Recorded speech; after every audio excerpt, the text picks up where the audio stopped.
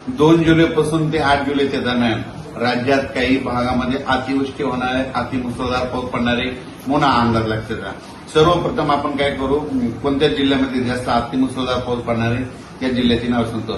सगळ्यात महत्वाचं मुंबई, नाशिक आणि नंदुरबार, धुळे, जळगाव या जिल्ह्यातल्या सर्व शेतकऱ्यांना सांगू इच्छितो की आतापर्यंत 100 वर्षात पडला नाही इतका जोराचा पाऊस तुमच्याकडे पडणार आहे आणि गोदावरी नदीला मात्र पूर येणार आहे म्हणून हा अंदाज सर्व शेतकऱ्यांना लक्षात घ्यायचा.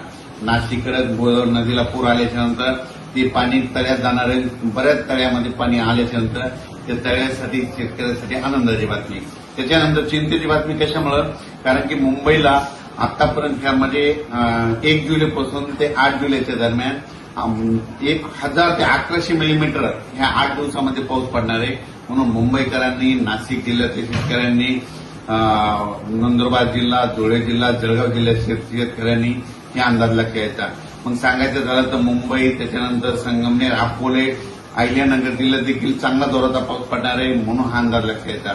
त्याच्यानंतर राज्यामध्ये परत आणखी मुसळधार पाऊस कोणत्या भागाकडे जाणार आहे तर जळगाव जिल्हा झालं, बुलढाणा जिल्हा झालं, जालना जिल्हा झालं, संभाजीनगर जिल्हा झालं, अमरावती, अकोला, बुलढाणा ह्या परिसरात काय होणार आहे की मध्य प्रदेशकडे पाऊस जास्त पडत असल्यामुळे ते मध्य प्रदेशचे बाजूचे जिल्हे म्हणून त्यांच्याकडे मुसळधार पाऊस पडणार आहे.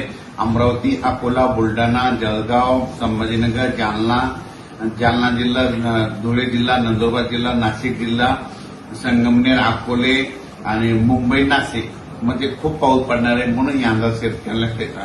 पण उर्वरित राज्यात मात्र काही भागात जोरदार, कुठं रिमझिम, कुठं पेंडवलता असा पाऊस पडणार आहे म्हणून हा अंदाज लक्षात येतात. म्हणजे 2 जुलैपासून ते 8 जुलैच्या दरम्यान राज्यात ठिकठिकाणी पाऊस पडणार आहे. जे भाग वंचित राहिले त्या भागात देखील पाऊस पडणार आहे. मराठवाड्यात देखील मग लातूर जिल्हा झालं, परभणी जिल्हा झाला.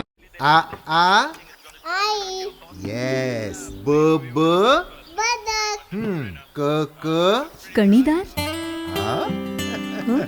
ख ख खमंग, ग ग गोकुळ तू हा.